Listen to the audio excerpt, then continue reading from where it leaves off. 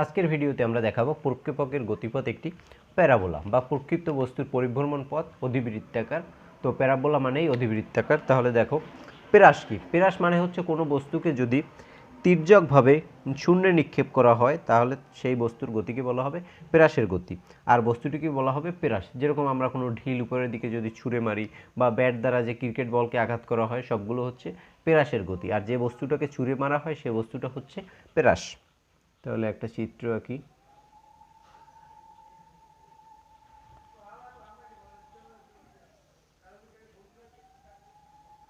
এটা এক্স অক্ষ, এটা ওয়াই অক্ষ, এটা ও মূল বিন্দু। তো মূল বিন্দু 0 0 তোমরা অবভিয়াসলি জানো। এরপরে আমরা একটা প্যারাসকে তির্যকভাবে নিক্ষেপ করব। এই আদিবেগ হচ্ছে ভি নট আর নিক্ষেপণ কোণ হচ্ছে থিটা নট।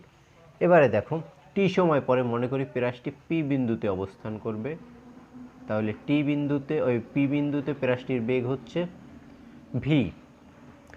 এবার প্যারাসের অনুভূমিক উপাংশ কীভাবে বের করব? আর উপাংশ কি সেটা তো তোমরা অবভিয়াসলি জানারই কথা, ইন্টারে পড়ার কথা অনুভূমিক উপাংশ আর উলম্ব উপাংশের ব্যাপারে। কোনো বেগকে যদি তুমি দুইটা অক্ষ বরাবর ভাগ করো বা 3টে অক্ষ বরাবর ভাগ করো তাহলে প্রত্যেক অক্ষে যে বেগ পাবে সেটাই হচ্ছে উপাংশ। তাহলে আমরা অনুভূমিক উপাংশ এক্স অক্ষ বরাবর যেটা পাবো সেটা হচ্ছে অনুভূমিক উপাংশ, ওয়াই অক্ষ বরাবর যেটা পাবো সেটা হচ্ছে উলম্ব উপাংশ। তাহলে অনুভূমিক উপাংশটা আমরা একবার দেখি। এখান থেকে আমরা একটা লম্ব আঁকি, আর অনুভূমিক উপাংশ বরাবর বেগ হচ্ছে ভি এক্স নট, আর এটা তো ভি নট জানোই, আর উলম্ব উপাংশ বরাবর বেগ হচ্ছে বি ওয়াই নট।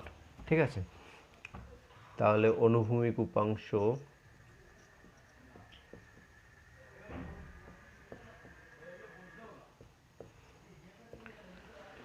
আমরা যদি কস থিটা নেই, কস থিটা নট এই কোণ, তাহলে কজের বেলায় কি ভূমি বাই অতিভুজ, ভূমি কোণটা এইটা V x naught divided by অতিভুজ কোণটা ভি নট, ভি নট। অতএব আর গুণ করলে v x naught is equal v naught cos theta.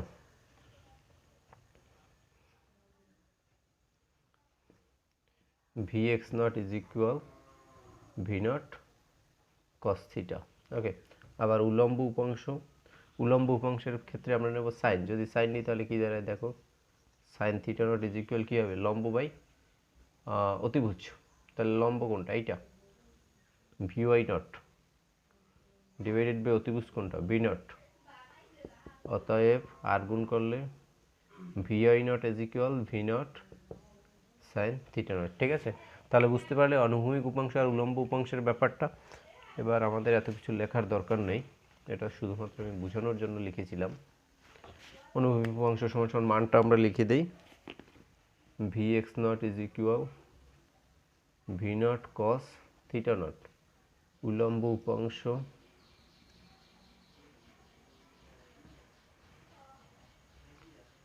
উপাংশ হবে v Y naught is equal v naught sine theta not.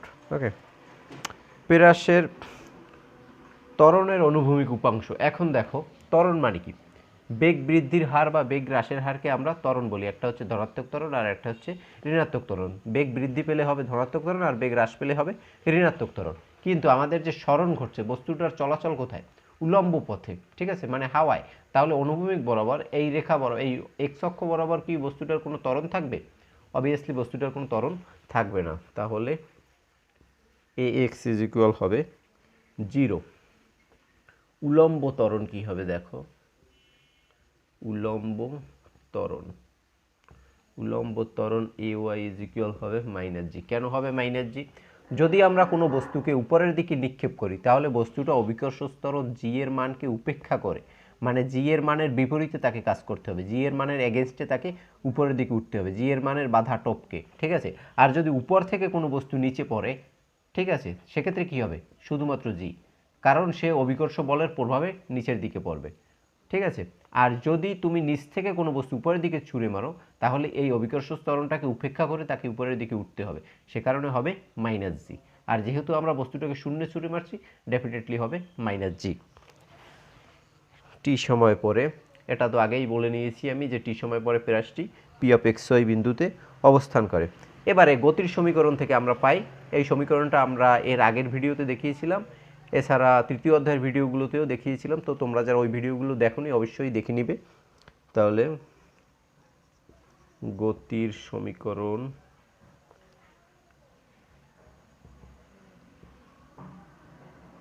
থেকে পাই, গতির সমীকরণ থেকে আমরা কি পাই, x is equal v x naught t, এটা হচ্ছে এক্স অক্ষ বরাবর যে সরণটা সেইটা হিসাব করতেছি আমরা, x naught T plus half a x t square.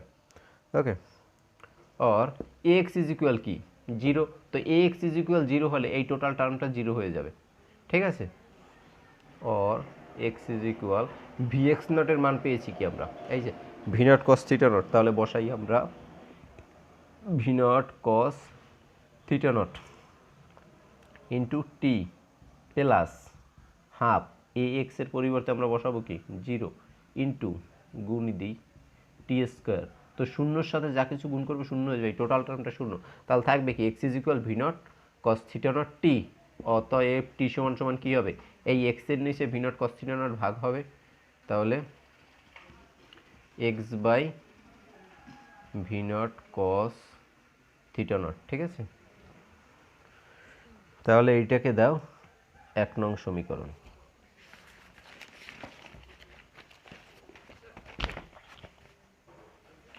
এবারে আমরা দেখি ওয়াই সমান সমান, এইটা গেল এক্স অক্ষ বরাবর সরণের সমীকরণ হিসাব করলাম আমরা। এবার ওয়াই সমান সমান হিসাব করতে হবে উলম্ব সরণ যেটা ওয়াই অক্ষ বরাবর, তাহলে Y is equal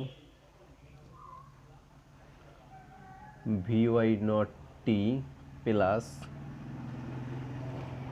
half A Y T square, और ওয়াই থাকবে ভি ওয়াই নট সমান সমান আমরা কি পেয়েছিলাম V naught sine theta naught, তাহলে বসাও V naught sine theta naught টি প্লাস হাফ। এখন দেখো এ ওয়াইয়ের পরিবর্তে কত পেয়েছিলাম আমরা, এই যে এ ওয়াই সমান সমান কত পেয়েছিলাম মাইনাস জি, তাহলে এইখানে বসাও মাইনাস জি, তাহলে এই মাইনাস আর এই প্লাস গুণ হলে কি হবে, এইখানে হবে মাইনাস, এখানে মাইনাস দেওয়ার দরকার নেই, মাইনাস হাফ জি টি স্কোয়ার। और এবারে আমরা টির মান বসাবো, যেখানে যেখানে টি আছে এখানে টি আছে, এখানে টি স্কোয়ার আছে, সেখানে সেখানে এই টি এর মানটা বসাবো। তাহলে বসাই দেখো ওয়াই সমান সমান v naught sine theta naught into t এর মান কত হবে, x by v naught cos theta naught, x by v naught cos theta naught minus half g, টির পরিবর্তে আমরা কী বসাবো এইটা x by v naught cos theta naught, x by v naught cos theta naught একটা whole square দিতে হবে। এবারে দেখো और ওয়াই ইজ ইকুয়াল এই ভি নট কাটাকাটি যাবে, ঠিক আছে, থাকবে কি এক্স আর sine theta naught by cos theta naught. তো sine theta by cos theta is equal কি ট্যান থিটা, আমরা জানি সূত্র জানি tan theta is equal sine theta by cos theta, তাহলে এইখানে sine theta naught by cos theta নটের পরিবর্তে আমরা লিখতে পারি ট্যান থিটা নট, তাহলে আমরা একবারে মান বসাবো tan theta naught minus half g, ওখানে কি কি আসবে দেখো x square v naught square cos square theta naught, ঠিক আছে। और ওয়াই সমান সমান x tan theta naught minus g by cos square theta naught, ও এই টুটাও ভিতরে দিয়ে দিই আমরা, বাইরে থাকবে এক্স স্কোয়ার। और ওয়াই সমান সমান আমরা লিখতে পারি B X minus C X square, B X minus C X square, এটাকে দাও 2 নং সমীকরণ। তাহলে এই 2 নং সমীকরণই হচ্ছে প্যারাবোলার সমীকরণ। তোমরা যারা ক্যালকুলাস করেছো বা মোটামুটি হায়ার ম্যাথ সম্পর্কে কিছুটা ধারণা আছে তারা জানো যে প্যারাবোলার সমীকরণগুলো কীরকম হয়। এরকম হয় ওয়াই সমান B X minus C X square, এই টাইপের। আর এখানে এইটা হচ্ছে বি আর এই সমগ্র অংশটা হচ্ছে সি। এখানে এখানে বি সমান সমান ট্যান থিটা এবং সি ইজ ইকুয়াল হবে g by 2 v0 square cos square theta naught. Okay, তাহলে এই গেল প্রক্ষেপকের গতিপথ প্যারাবোলার প্রমাণ। তাহলে এই ভিডিও এই পর্যন্তই থাকবে, দেখা হবে পরবর্তী ভিডিওতে।